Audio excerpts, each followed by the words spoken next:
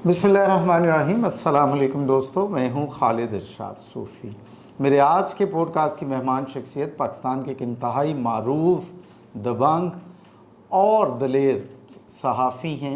आपने एक कारकुन सहाफ़ी के तौर पे करियर का आगाज़ किया और अब एक उर्दू और पंजाबी अखबार निकाल रहे हैं। इसके अलावा डिजिटल मीडिया पे भी आपकी प्रेजेंस है, एज ए जर्नलिस्ट भी है। पंजाबी ज़ुबान के फ़रोग़ के लिए, पंजाबी लिटरेचर के फ़रोग़ के लिए बहुत सारी खिदमात हैं। मेरे आज के मेहमान हैं मुदस्सर इकबाल भट्ट साहब। भट्ट साहब वेलकम जी। बहुत शुक्रिया, बहुत मेहरबानी। भट्ट साहब, बात शुरू करते हैं आपके करियर के आगाज़ से। आपकी फैमिली में जर्नलिज़म में कोई नहीं था और आप फिर कैसे आ गए इस तरफ? कोई अपना फैमिली बैकग्राउंड भी बताइए और सहाफ़त से तारुफ़ कैसे हुआ? बहुत शुक्रिया। बुनियादी तौर पे मेरा ताल्लुक डिस्ट्रिक्ट गुजरांवाला के गांव अहमदनगर चट्ठा से है। ठीक है। वहीं मैं पला पड़ा, वहीं पैदा हुआ, वहीं बुनियादी तालीम हासिल की। और मेरा जो खनवादा था वो कश्मीरी फैमिली थी। वहाँ पे एक बहुत बड़े जागीरदार हैं चौधरी सलाहुद्दीन चट्ठा, जिनके बेटे हैं अहमदनाज़ चट्ठा साहब। उनका और कश्मीरी फैमिली का थोड़ा सा तनाव चलता रहता था सियासी हवाले से। ठीक। हम कश्मीरी फैमिली को रिप्रेजेंट करते थे, मेरे वालिद साहब, जबकि दूसरी तरफ सलाहुद्दीन चट्ठा साहब जाट फैमिली को प्रेजेंट करते थे। सियासी हवाले से इन दोनों में इख्तलाफ रहा। मेरे वालिद साहब ने उनके मुकाबले में इलेक्शन लड़ा। अच्छा। और एक प्रॉपर ऐसा दड़ा बनाया जिसका मौक़िफ़ ये था कि जागीरदार जो है उसकी बर्बरियत और जुल्म से आम लोगों को निजात दिलाना है। ये बात किसी हद तक दुरुस्त भी है कि जागीरदार अपनी मर्ज़ी का मालिक होता है। और जब आप आज से 40, 50, 60 साल पीछे जाएंगे तो आप यकीनन महसूस करेंगे कि इलाके के जागीरदार के ताबे वहाँ की इंतज़ामिया भी होती है, थाने भी होते हैं और जो चाहे वो मर्ज़ी करें। इसके बावजूद कि चट्ठा फैमिली का ताल्लुक उस तरह का सहतगीर रवैया नहीं था, लेकिन ओवरऑल सियासी तौर पे उन्होंने अपने आप को मनवाना था, अपने लोगों की मदद करनी होती थी। तो सो मेरे वालिद साहब उनके मुतहारब ग्रुप से ताल्लुक़ रखते थे। और मुझे शुरू से ही उन्हीं की तरबियत के बायस मुझे एहसास हुआ कि मैं एक सियासी वर्कर की हैसियत से उन लोगों के मुकाबले खड़ा हूँ जो जालिम के साथ खड़े होते हैं। ठीक। सो उसका नतीजा ये निकला कि सन 1971 में जब इलेक्शन का दौर आया तो मैं उस वक्त 10वीं का स्टूडेंट था। वालिद साहब जमात इस्लामी के प्लेटफार्म से अपने उम्मीदवार के सपोर्टर थे और उन्होंने अहमदनाज़ चट्ठा के मुखालफ कंपेन की। इसके बावजूद कि जमात इस्लामी का कैंडिडेट तो ना जीत सका, लेकिन उन्होंने अपने दड़े को स्टैंड किया, अपने मौक़िफ़ को लोगों तक पहुँचाया। मैंने जब मैट्रिक किया तो उस वक्त भट्टो साहब की आमद थी। मैं भी उन जियालों में शामिल हो गया जो पीपल पार्टी को चाहने वाले थे।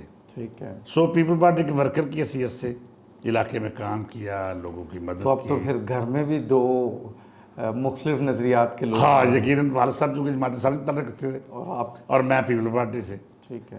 तो मैंने ताल्लुक ठीक रहा वालिद साहब से इसके बावजूद? हाँ, वालिद साहब, चूँकि वालिद साहब का बुनियादी एम जो था वो जागीरदार की मुखालफत थी या जुल्म और जबर की मुखालफत थी। ठीक है। और पीपल्स पार्टी का भी यही मंशूर था। ठीक है। बल्कि वालिद साहब एक दौर में जमात इस्लामी के रवैये से नाला हो गया। अच्छा। इस वजह से कि वो जुल्म के खिलाफ उस तरह डट के नहीं खड़े होते जिस तरह खड़ा होना चाहिए था। ठीक है। वो मसलत पसंद थे और उनका ख्याल था कि हम उस तरह की जंग ना लड़ें जिसके नतायज अच्छे ना हों। तो सो मैं पीपल पार्टी के प्लेटफार्म से सियासी तौर पे काम करता रहा। साथ ही साथ मैंने, चूँकि स्कूल से मुझे लिखने पढ़ने का शौक़ था, मैं मुख्तलिफ अखबारात में लिखता पढ़ता रहता था। अच्छा, ठीक है। तो मैं जंग पिंडी और नवाबख्त पिंडी के लिए काम करता रहा। अच्छा, जॉइंट के बतौर रिपोर्टर। उस वक्त ये होता था, रोजनामा था क्या? रोजनामा था। अच्छा, ठीक है। उस वक्त ये होता था कि एक ही रिपोर्टर कई अखबारात का रिपोर्टर होता था। ठीक है।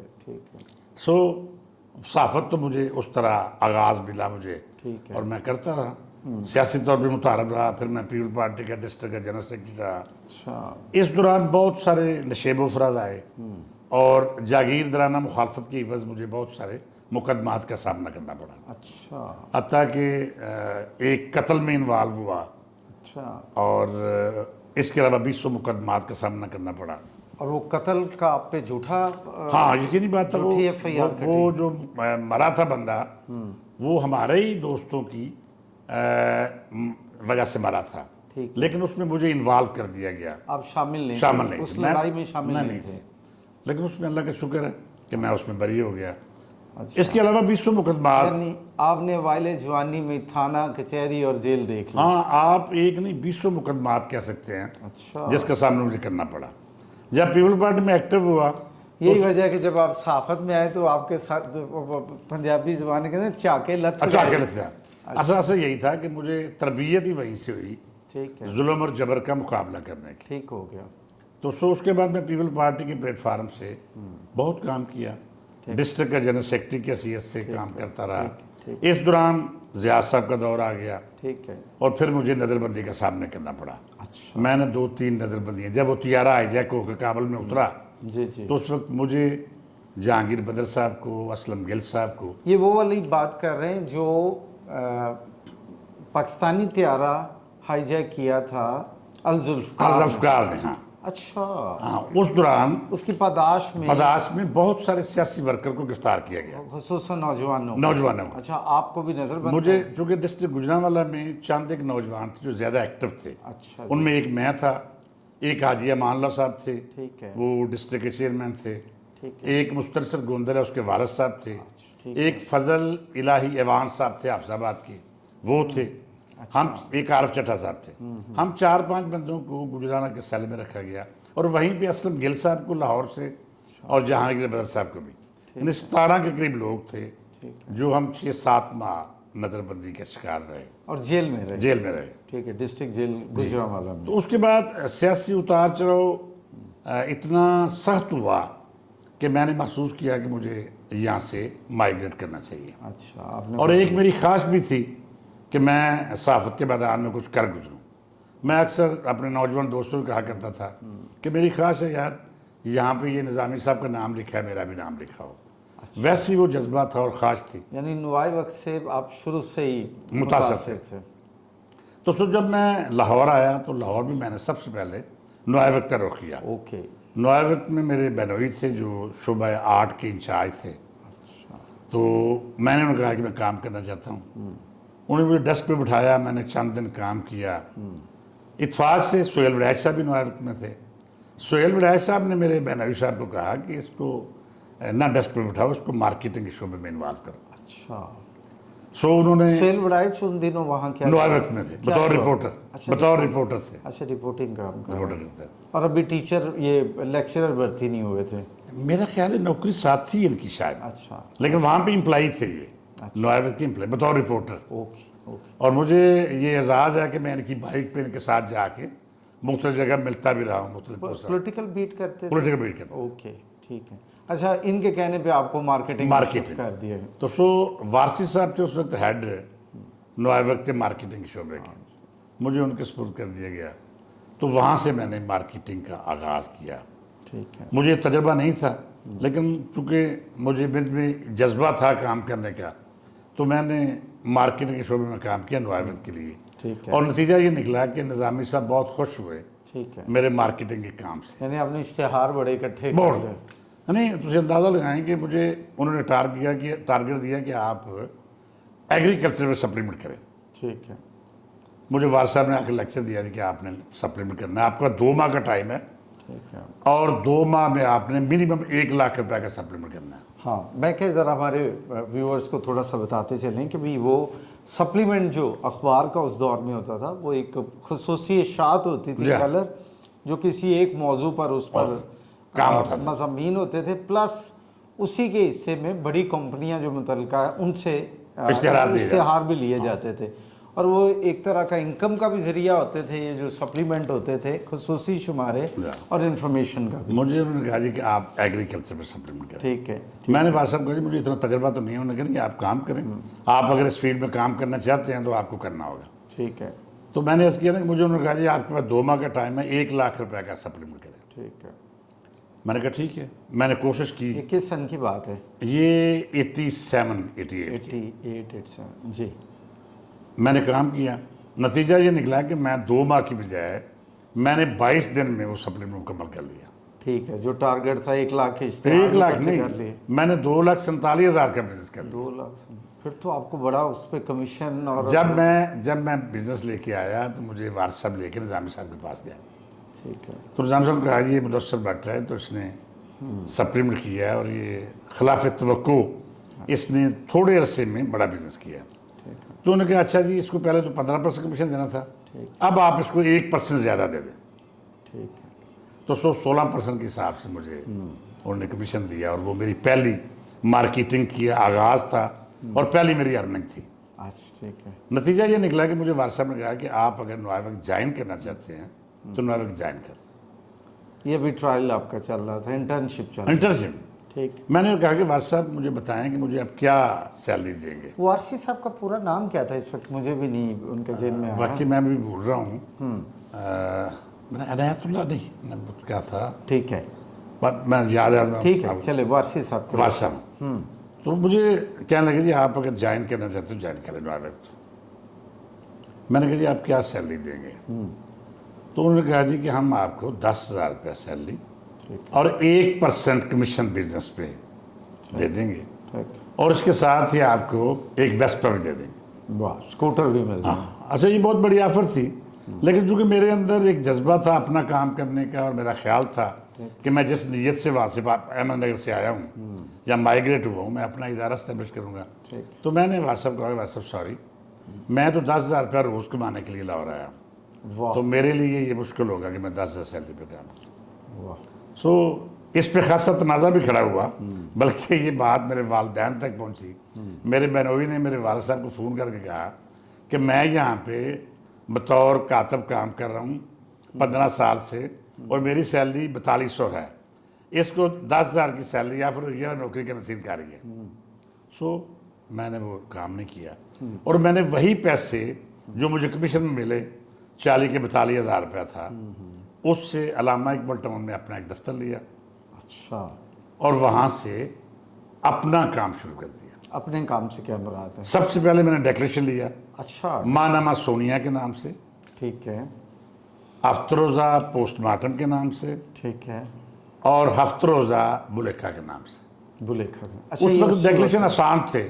اور سونیا کیوں لیا؟ وہ لیڈیز نام. شوبز کے لیے. شوبز کے لیے. اچھا اچھا. تھوڑا سا شوبز میں انوالو تھا یا متاثر تھا اداکاروں سے، فنکاروں سے. ٹھیک ہے. تو میں نے کہا جی کہ ایک شوبز کا پرچہ لے لیا جائے، ایک پنجابی کا اخبار لے لیا جائے، ٹھیک ہے. اور ایک politically post mortem. Post mortem کی بھی بڑی عجیب. بٹ صاحب میں نے ایک جگہ کہیں آپ سے سنا تھا کہ آپ کا جو پہلا ڈکلیریشن لینا چاہ رہے تھے اس کا نام بھی بڑا تھرلنگ تھا. ہاں میں یہ عرض کر رہا ہوں کہ میں نے جب اپلائی کیا تو میں نے ہفتروزہ بلیک میلر کے نام سے اپلائی کیا. آپ نے بلیک میلر؟ وہ جو ڈائریکٹر پریس کلاس برانچ تھے انہوں نے کہا جی یہ تو ایتھیکل خلاف ہے، یہ ہے، یہ نہیں ہوگا. تو آپ نے بلیک میلر کیوں لینا چاہ رہے؟ میں نے اسے یہی کہا کہ جب کرنی بلیک میلنگ ہے تو پھر نام بھی بلیک میلر لے لیا جائے، کیونکہ ایک ٹرینڈ تھا کہ صحافت بلیک میلنگ کا دوسرا نام ہے. تو آپ صحافی بنے یا آپ اپنا صحافتی جو ادارہ بنا رہے تھے، آپ طے تھے کہ آپ نے بلیک میلنگ کرنی ہے؟ نہیں، یہ نہیں تھا. میں یہ سمجھتا تھا کہ صحافت ہمارے معاشرے میں صاف ستھری صحافت کرنا بہت مشکل ہے. ٹھیک ہے. اس کے لیے آپ کو بلیک میلنگ کا سہارا لینا پڑے گا. ٹھیک ہے. اور میں برملا کہوں یا نہ کہوں، میرے بہت سارے ہم حسر اس بات کو مانتے ہیں اور یہ بات درست بھی تھی کہ صحافت بلیک میلنگ کے لیے استعمال ہوتی تھی، ہو رہی ہے اور شاید ہوتی بھی رہے. اچھا. میں یہ تو آپ نہیں کہہ سکتے صحافت بلیک میلنگ کے لیے استعمال نہیں ہوتی. اچھی صحافت بھی ہوتی ہے، بہت سارے سینئر اساتذہ ہیں ہمارے بہت اچھی صحافت کر رہے ہیں. ٹھیک. تو وہ بلیک میلر کے نام سے نہ ملا. پھر میں نے ہفتروزہ کورٹ مارشل کے لیے اپلائی کیا، وہ بھی نہ ملا. پھر وہ افہام و تفہیم کے ساتھ ہفتروزہ پوسٹ مارٹم کا ڈیکلیریشن مل گیا. تو جو تینوں ڈیکلیریشن لینے کے بعد میں نے اپنا ادارہ سٹارٹ کر دیا. ٹھیک ہے. یہ ہے میری بنیادی صحافت کا آغاز. ٹھیک ہے. جس سے میں نے اپنے ادارے سب سے پہلے میں نے ماں سونیا کا آغاز کیا. ٹھیک ہے. شوبز کے بہت ہی اچھے انٹرویو کیے، بلکہ آپ حیران ہوں گے کہ ریما کا سب سے پہلا انٹرویو میں نے کیا تھا. अच्छा, इसके अलावा बहुत सारी और अदाकाराएं जिनके इंटरव्यू हमने यानी किए। सोनिया उस वक्त बड़ा अच्छा पर्चा था। अच्छा पर्चा था। ये यामिन तो सिद्दीकी 90 यामिन सिद्दीकी साहब मेरे फोटोग्राफर थे, ठीक है, वो मेरे साथ होते थे, ठीक है, और हमने बहुत अच्छे इंटरव्यू किए। गुड, और उस वक्त बिजनेस के हवाले से सोनिया ने बहुत अर्न किया। अच्छा यानी ये कह लें कि मेरा इदारा बनाने में सोनिया के बिजनेस मेरा मुआमर साबित हुआ। अच्छा, बहुत सारे एड्स में बहुत सारे ऐड बने, कलर पर्चा था, 4 कलर पर्चा था, 140 सफ़ात में मुश्तमिल था, सारा 4 कलर होता था। वाह, अच्छा, उसके साथ ही मैंने पोस्टमार्टम का आगाज़ भी कर दिया, अफ्तरोज़ा पोस्टमार्टम। न्यूज़ मैक्स था ये न्यूज़ मैगजीन। जी, न्यूज़ मैगजीन नहीं, न्यूज़ अखबार, इसको अखबारी शक्ल में अच्छा, दिया। अखबारी शक्ल में आपने निकाला, ठीक है, ठीक है, तो अफ्तरोज़ा पोस्टमार्टम का जब आगाज़ किया तो इत्फाक से उस ज़माने में बहुत सारे मामलात थे जिनके मुझे इन्वॉल्व होना पड़ा। अच्छा, ठीक है, सबसे पहला मसला एक आया कि एक हमारे इलाके की पार्टी थी, कुरैशी फैमिली, उन्होंने कराची में कोई बहुत बड़ा अरबों रुपए का फ्रॉड किया था। ठीक है, तो मैंने उनके खिलाफ छापा, वो कराची की पार्टी मेरे पास आई, ठीक है, तो मैंने उनको बहुत अच्छे अंदाज में उसको छापा। अच्छा, ठीक इस तरह वो पोस्टमार्टम था, उसको उसकी पहचान हो गई, और पोस्टमार्टम कि ये स्कैंडल उस पर ये तासर डेवलप हो गया कि ये अखबार जो है ये बुराइयों का कला काम करता है, ये जुल्म के खिलाफ ये लड़ता है। तो ये तो था आगाज़।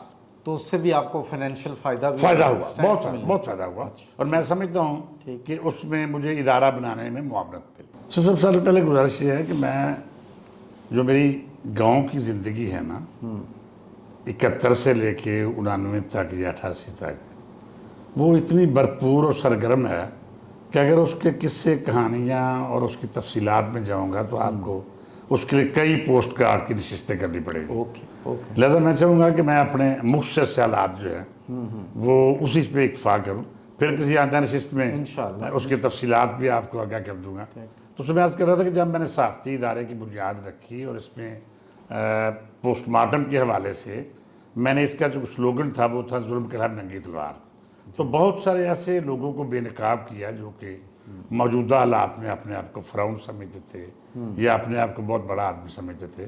तो उससे एक ये तासर डेवलप हो गया कि हमारा इदारा जो है वो मजलूमों के साथ ही और ज़ालिमों के ख़िलाफ़ है। और उसके नतीजे में बहुत सारे दोस्तों ने, बहुत सारे साथियों ने हमें परसू करना शुरू किया कि भाई हमारे ये मसले हैं, हमारे ये मुश्किलात हैं, हमारे ये मसाइल हैं। जर्नलिज्म में आगे बढ़े आप, फिर आपने जो है सरकारी इश्तेहारात और इस मामले में भी आपकी हाँ, उसके बाद मैं जंग रही, मेरी ज़्यादा तवज्जो पंजाबी की तरफ माइल हुई। ठीक है, मैं कुछ अर्सा कराची गया, कराची मैंने जाके महसूस किया कि वहाँ के सिंधी अखबारात की तादाद 100 के लगभग है, ठीक है, और वहाँ कोई टेबल ऐसी नहीं जिसमें सिंधी अखबार मौजूद ना हो। जी बिल्कुल ठीक है, चूँकि मेरी पैदाइश गाँव की थी, मेरे वालिद साहब रवायती तौर पे मियाँ मोहम्मद बाग, सुल्तान बाहू, वारिस शाह को सुनते थे, ठीक है, और आरफ थे, उनके डेरे में महफिल होती थी, तो मेरे अंदर भी वो पंजाबी इज़्म खासा उजागर था। ठीक, तो पहले दिन बुलेखा का डेक्लेरेशन लेने का मकसद भी यही था ठीक है, कि मैं पंजाबी का अखबार निकालूंगा। ठीक है, और उससे पहले एक तजर्बा भी हो चुका था, हुसैन नकी साहब ने सजन के नाम से एक अखबार निकाला जी जी, जो माली हालात की वजह से बंद हो गया। ठीक, उसके बाद मैं पंजाबी की तरफ राग़िब हुआ, फिर अफ्तरोज़ा बुलेखा, और फिर उसके बाद डेली बुलेखा। अच्छा, आप पे जैसे आपने पोस्टमार्टम का एक टोन रखी थ्रू आउट, तो कभी फील नहीं आया कि अब मैं एक चीफ़ एडिटर हूँ, सारे सहाफ़त एक मुक़द्दस पेशा है और थोड़ा सा मुझे टैग मेरे पे है कि ये दबंग बात कर देते हैं या ये ब्लैक मेलर हैं, ये इल्ज़ाम भी कह लें, ये टैग कह लें। हाँ हाँ, यकीनी बात है, मैं खुद कई दफ़ा सोचता था कि मुझे ऐसा अमल नहीं करना चाहिए, ठीक है, लेकिन मैंने इस मुआशरे में रह के महसूस किया कि कुछ लोग सीधी सादी ज़ुबान समझते नहीं हैं। अच्छा, नहीं तो आप जो ब्लैक मेलर रहे या सख्त आप रहे एज ए सहाफ़ी और आपका दायरा वो हमेशा बुरे लोगों के खिलाफ। यकीनी बात है, नहीं मैंने काम भी किया, मैं सीधी सादी बात है, मैंने पैसे के लिए भी काम किया, तो इसमें शुबा नहीं है। ठीक, बट सर ये बताएं कि ये जो खुशनूद अली ख़ान और मलिक रियाज के माबैन एक इख्तलाफात आए, वो बाद में इकट्ठे भी हुए, इस दौरान आपकी भी एंट्री होती है, ये वाक़या क्या है, किस सन का है और इस सारे स्नैरियो में क्या कुछ हुआ? मुझे सन तो याद नहीं है, لیکن یہ مجھے یاد ہے کہ روزنامہ جنا کا آغاز جب ہوا تو اس وقت ودود قریشی صاحب اس کے ایڈیٹر تھے. جی ہاں, ڈکلیریشن بھی انہیں کے نام, ڈیکلیریشن بھی نہیں, ڈیکلیریشن ہاں انہیں کے نام سے تھا. انہیں کے نام پہ تھا. آغاز کیا, اخبار نکلا. اس دوران خشنود علی خان صاحب کی انٹری ہوتی ہے. ٹھیک. وہ ملک صاحب کے خاصا قریب ہوئے, اور قریب ہونے کے بعد ان کے فوراً اختلافات ہو گئے مالی طور پر. ٹھیک. مجھے یہ بتایا گیا کہ 2.5 کروڑ کا چیک دیا ہے ملک صاحب نے, وہ کیش نہیں ہوا. انہوں نے ملک صاحب کے خلاف چلنا شروع کر دیا, ملک صاحب کا دراز دینی شروع کر دی. ٹھیک. ملک ریاض صاحب سے میرا رابطہ تھا. وہ سابق پرائم منسٹر تھے, عوان صاحب, کیا نام ان کا, جو عبوری وزیر اعظم بھی رہے ہیں, نگران وزیر اعظم رہے ہیں اپنا عوام. اچھا, یہ خالد ملک مراج خان. مراج خالد صاحب سے میرے تعلق تھے, اچھے تھے. ان کے حوالے سے ملک ریاض سے ہمارا رابطہ ہوا. ٹھیک.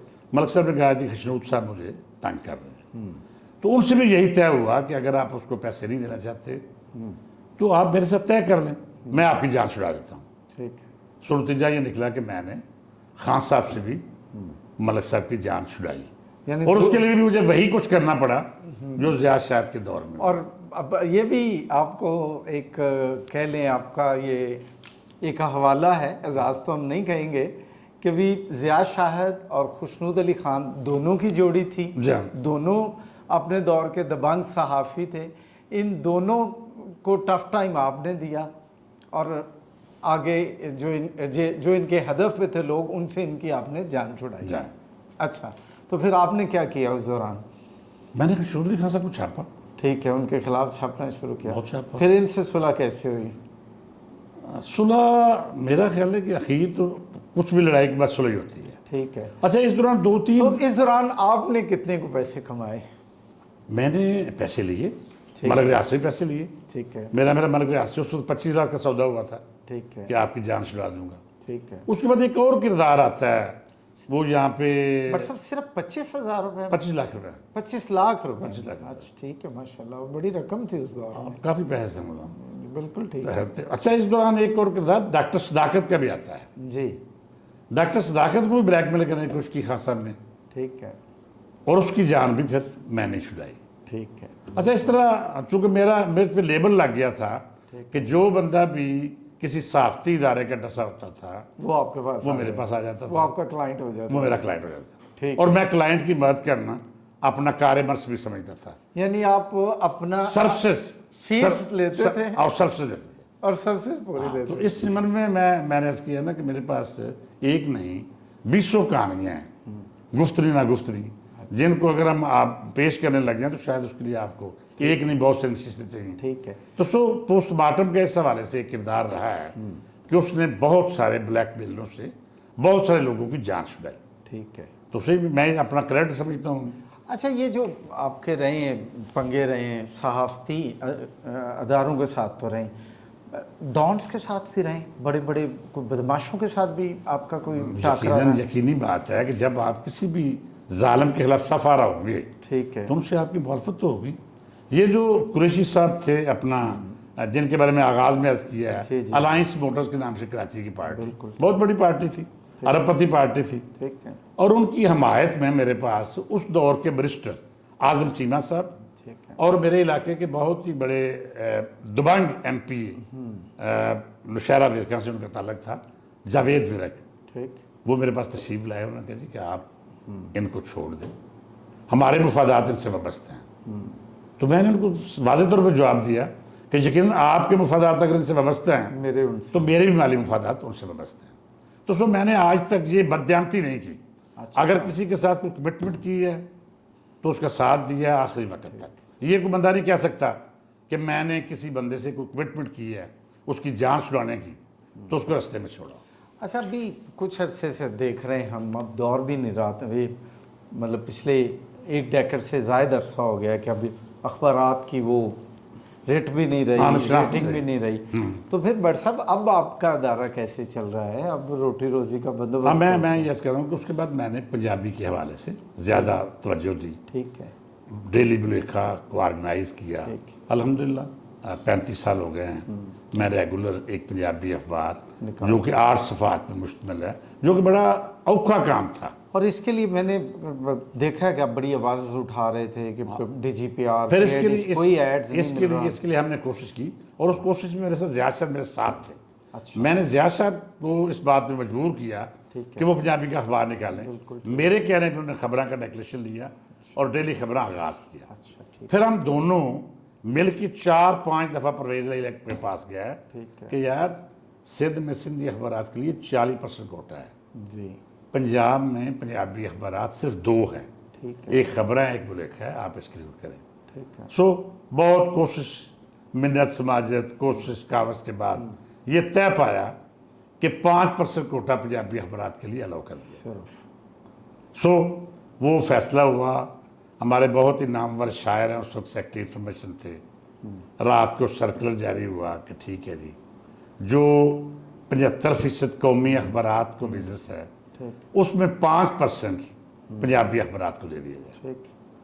اچھا آپ دیکھیں کہ اس پہ بھی سیف پا ہو گئے سارے اخباری ادارے. اچھا. انہوں نے کہا جی یہ نہیں ہونے دیں گے ہم.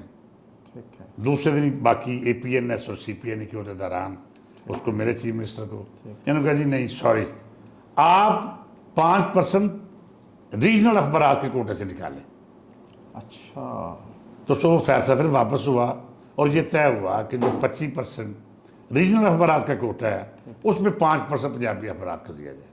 ٹھیک. اس کے لیے بہت ساری کوشش کی، بہت ساری محنت کی، میں نے بھی کی، زیاد صاحب نے کی، ٹھیک. لیکن آج تک ہم 5% کوٹا لینے میں کامیاب نہیں ہو سکے. اچھا. ریجنل اخبارات کا جو کوٹا تھا اس میں سے 5% طے ہو گیا اور نا. وہ بھی نہیں مل سکا. نا طے یہ ہوا کہ 75% قومی اخبارات، ٹھیک ہے.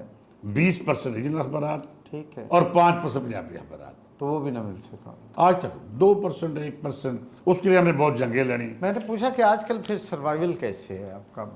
میں اللہ کا شکر ہے اس کی، میں پبلشنگ کا کام کرتا ہوں. ٹھیک ہے. میرے اپنے پریس ہیں، ٹھیک ہے. ان سے روٹی روزی آ جاتی ہے. اچھا. ٹیکسٹ بک بورڈ کا بھی کام کر لیتا ہوں. ٹھیک ہے. نیشنل بک فاؤنڈیشن کا کام کر لیتا ہوں. اوکے. اللہ کا احسان ہے. اس کے علاوہ بلیکھا کو میں نے بریک ایون پہ لے آیا. کہ فار ایگزامپل سرکاری اشتہارات اگر پی اے ڈی سے 5 لاکھ کے ملتے ہیں، 2 لاکھ کے ملتے ہیں، پنجاب گورنمنٹ سے 5 لاکھ 10 لاکھ کے ملتے ہیں، تو ان اخراجات کو مینیج کر لیا. بالکل. تو سو ایک مشن کے طور پہ ادارہ چلا رہا ہوں، اور میری کوشش اور کاوش یہ ہے کہ پنجابی کے لیے میں سارے وسائل بھی استعمال کر دوں. بالکل. ابھی ہم پنجابی زبان اور لٹریچر کے فروغ کے لیے جو آپ کی کوششیں اس پہ بات کرتے ہیں. ایک سوال بٹ صاحب آپ سے آج تک شاید نہ پوچھا گیا. آپ کا ایک خاص لاہور کے صحافتی اداروں کی ایک ٹسل ہوئی تھی D G P R G محی الدین وانی جی سے، اور آپ لوگ خاصا ان کے خلاف بھی گئے، اور اسی جنگ میں بہت لکھا آپ لوگوں نے اخبارات میں، احتجاج بھی ہوئے، اور اسی جنگ میں ان پر ایک ایف آئی آر، ان پر ایک ریپ کی ایف آئی آر. درست ہے. اس کے پیچھے آپ تھے؟ 100% وہ ساری کہانی میں انوالو تھا. ٹھیک. ہوا یہ تھا کہ محی الدین وانی صاحب نے پنجابی اخبارات کے اشتہارات میں کٹ لگا دیا. ٹھیک. میں ان سے جا کے ملا. ٹھیک. میں نے ان سے گزارش کی کہ پنجابی اخبارات کا استحقاق ہے، 5% کوٹا طے ہے، آپ اس کو مزید کاٹنا نہ کر لیں. ٹھیک. ہم پنجابی اخبارات زندہ نہیں رہیں گے. ٹھیک. اس وقت اتفاق سے اوریا مقبول جان صاحب سیکٹری انفارمیشن تھے. جی ٹھیک ہے. انہوں نے بھی اپنے تمام اختیارات استعمال کیے، ٹھیک. لیکن وہ کسی شکل میں ہمیں ہمارا حق دینے پہ راضی نہ ہو. ٹھیک. نتیجہ یہ نکلا کہ ہم اگریسو ہو گئے. ٹھیک. ہم نے ان کے خلاف چھاپا اور بہت کچھ چھاپا. جی ہاں. جو آپ نے نشاندہی کی ہے وہ ایک بہت بڑی غلطی تھی کہ میں ایک ایسے گروپ کے ہاتھوں استعمال ہوا جو گروپ محی الدین وانی کے خلاف تھا. ٹھیک. میری مراد اس وقت یہ لوگ تھے، ایڈورٹائزنگ ایجنسی کے مالکان تھے، ٹھیک. ایک ڈائریکٹر تھے ڈی جی پی آر کے، وہ تھے، ٹھیک. ایک سابق ڈائریکٹر تھے. ٹھیک ہے.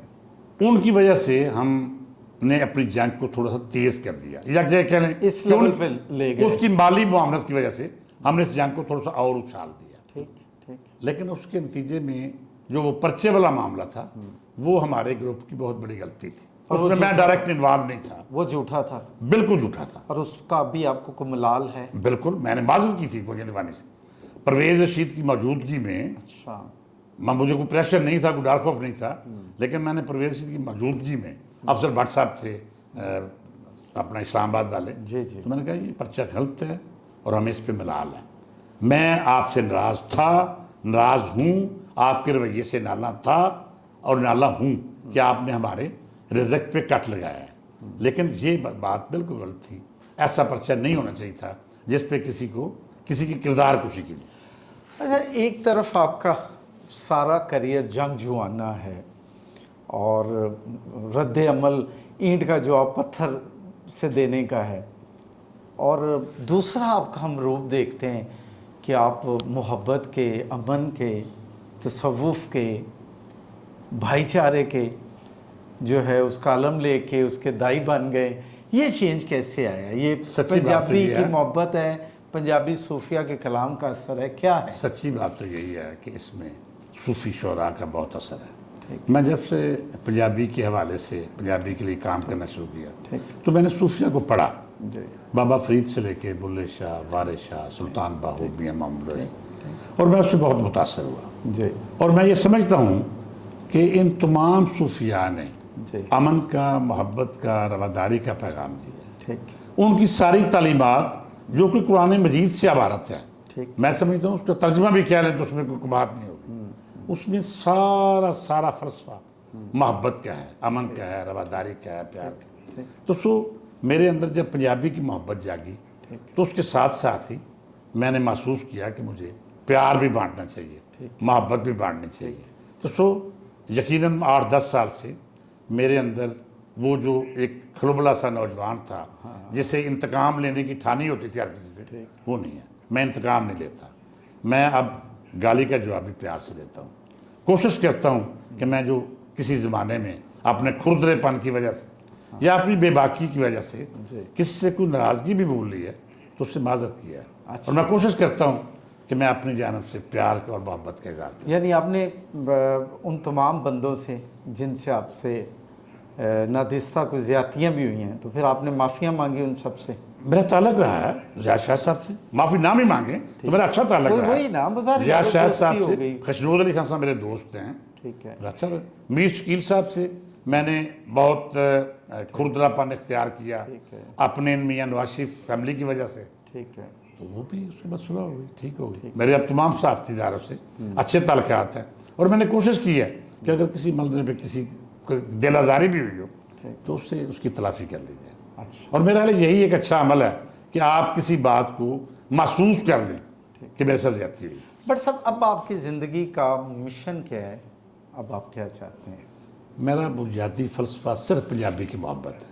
ٹھیک میں سمجھتا ہوں کہ اگر پنجاب میں پنجابی زبان ذریعہ تعلیم بن جائے، لوگ پنجابی پڑھنے لکھنے لگ جائیں، نئی نسل پنجابی سے آشنا ہو جائے، تو میں سمجھتا ہوں یہ نئی نسل ایک اچھا معاشرہ تخلیق دے گی۔ اسی کے لیے میری ساری کوشش جاری ہے۔ پنجاب گورنمنٹ اور دیگر تمام سرکاری اداروں سے میں ایک عرصے سے اس مڈ بھیڑ میں ہوں کہ پنجابی زبان کو ذریعہ تعلیم بنایا جائے، جیسا سندھ میں ہے، جیسا پختونخوا میں ہے۔ اگر ان لوگوں کو اپنی زبان میں پڑھنے کی اجازت ہے تو ہمیں اپنی زبان پڑھنے کی اجازت کیوں نہیں؟ تو شناختی کارڈ سندھی تو شناختی صوفی کارڈ صاحب سے- وہاں پہ کوئی بچہ میٹرک نہیں کر سکتا جب تک وہ سندھی کا پرچہ نہ دے۔ بالکل بس پختونخوا میں اس وقت تک میٹرک کا امتحان پاس نہیں کر سکتا ٹھیک ہے جب وہ پشتوں کا پرچہ نہ دے۔ ہماری بدقسمتی کہ ہمارے صوبے میں پنجابی اوپر سے شروع ہوئی۔ انہوں نے سن 1972 میں ایم اے پنجابی شروع کیا، ٹھیک ہے پھر بی اے، پھر ایف اے، پھر میٹرک میں اختیاری سبجیکٹ۔ چاہیے یہ تھا کہ پہلی سے 5ویں تک آج پنجابی کو لازمی سبجیکٹ قرار دیتے، ٹھیک آگے کسی کی مرضی ہے پڑھے نہ پڑھے۔ اور میری اب زندگی کا ایم ہی یہی ہے، میں نے اس غرض سے اپنی جگہ پہ ایک بہت بڑے ادارے کی بنیاد رکھی جس کا نام پنجاب ہاؤس رکھا، ٹھیک ہے جس میں اسٹوڈیو بھی ہے، جس میں آئی ٹی رومز بھی ہیں، جس میں اخبارات چھپتے ہیں، جس میں پرنٹنگ کا کام ہوتا ہے، اور میرا conference hall بھی ہے، ادارہ آڈیٹوریم بھی ہے۔ ایڈیٹوریم میرا ادارہ کسی بھی شاعر کی، کسی بھی مصنف کی پنجابی کی کتاب مفت چھاپتا ہے، اور اب تک میں 100 سے زائد کتابیں چھاپ چکا ہوں۔ اب بھی میری کھلی آفر ہے، جو بندہ بھی پنجابی میں لکھتا ہے، پنجابی میں شاعری کرتا ہے، پنجابی میں نثر، ڈرامہ، کوئی بھی، ٹھیک اس کے لیے میرا ادارہ حاضر ہے، ہم اس کی پنجابی کتابیں چھاپتے ہیں۔ پنجابی تحریک کی ہم ہراول دستے میں موجود ہیں۔ گورنمنٹ پہ ایک ہی بات ہم جو بھی گورنمنٹ آتی ہے اسے کہتے ہیں کہ آپ پنجابی ہیں، پنجابی کو یہاں ذریعہ تعلیم بنا دیں، نئی نسل پنجابی سے جانو ہو جائے، آشنا ہو جائے، اور اگر نئی نسل صوفی شعراء کا کلام پڑھنے سننے لگ جائے تو یقیناً وہ اچھا معاشرہ تخلیق دینے میں اپنا کردار ادا کریں، کیونکہ میں یہ سمجھتا ہوں کہ پنجابی زبان محبت، پیار اور محبت کا نام ہے۔ بہت شکریہ۔ ہمارے صوفی شعراء نے اپنی تمام تعلیمات میں امن اور محبت کا درس دیا۔ بٹ صاحب پوڈ کاسٹ کے آخر میں اپنی پسند کا کوئی ایک شعر یا چند اشعار پنجابی کے سنا دیجیے۔ فیض کسے نیچا دی اشنائی کولوں فیض کسے نہیں پایا، واہ کہ کرتے انگور چڑھایا ہر گچھا زخم۔ واہ کیا فلسفہ ہے اس میں۔ بہت شکریہ بٹ صاحب۔ جی مدثر اقبال بٹ صاحب کے لائف پہ آج جو انٹرویو ہوا اس میں بہت ساری باتیں نئی تھیں، کوئی فلیور روٹین سے ہٹ کے تھا۔ امید ہے آپ نے انجوائے کیا ہوگا۔ آپ کو یہ پوڈ کاسٹ کیسا لگا کمنٹ میں ہمیں ضرور بتائیے گا۔ بہت جلد کسی نئے مہمان کے ساتھ دوبارہ آپ سے ملاقات ہوگی۔ مجھے دیجیے اجازت، اللہ حافظ۔